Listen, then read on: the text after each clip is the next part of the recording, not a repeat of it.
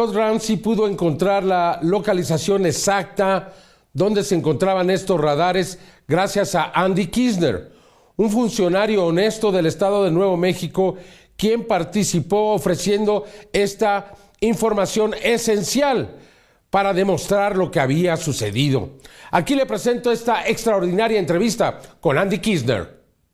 Con el descubrimiento de las bases de radar ultra secretas, Scott Ramsey establecería la posibilidad de que éstas hayan sido responsables de los diferentes accidentes sufridos por las naves extraterrestres en diferentes lugares de Nuevo México. Estos radares experimentales utilizaban tecnología de microondas e incluso tecnología que ponía en peligro a los operadores de los radares y a los aviones civiles y militares.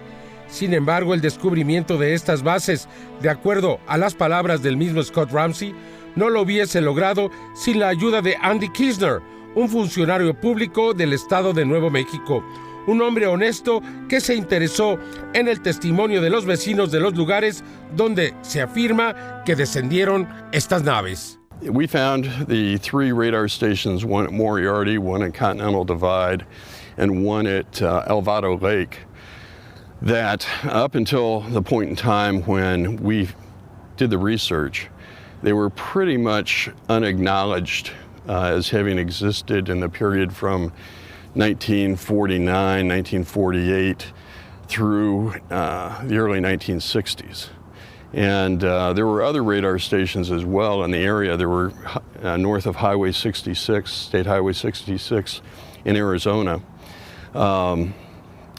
and also north in Durango. But the one that we focused our attention on was Alvado Lake, AFSP-8. And AFSP-8 was developed by a special presidential executive order in 1948 to develop radar facilities around Atomic Energy Commission sites in the United States.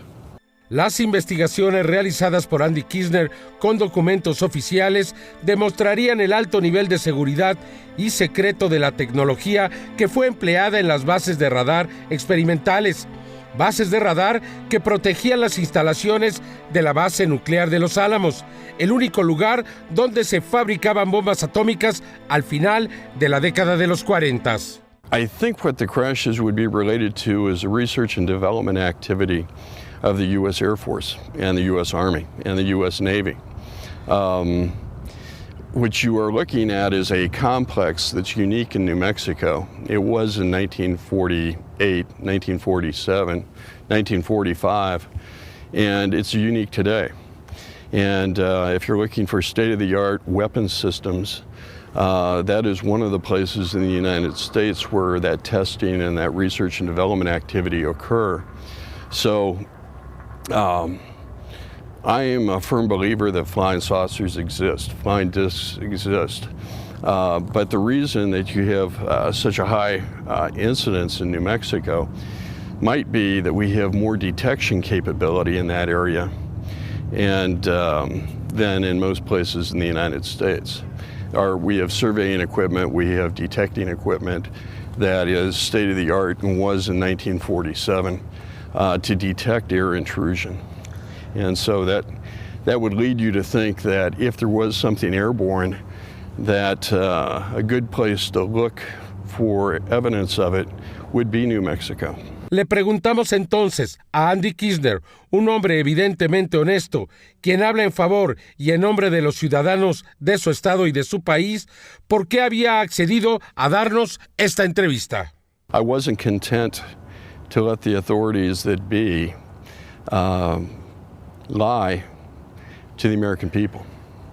And I think that any of us, especially you're doing this all the time, I think it's important from an ethics and morality standpoint to say, look, you did see something over there.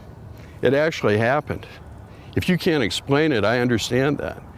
But that happened, and you're not crazy or un-American or disloyal because you're reporting it. That actually happened, and somebody needs to take that into account. And I think that if we had more transparency in the issue, there would be a lot less problems between folks like us and folks that work for our various governments.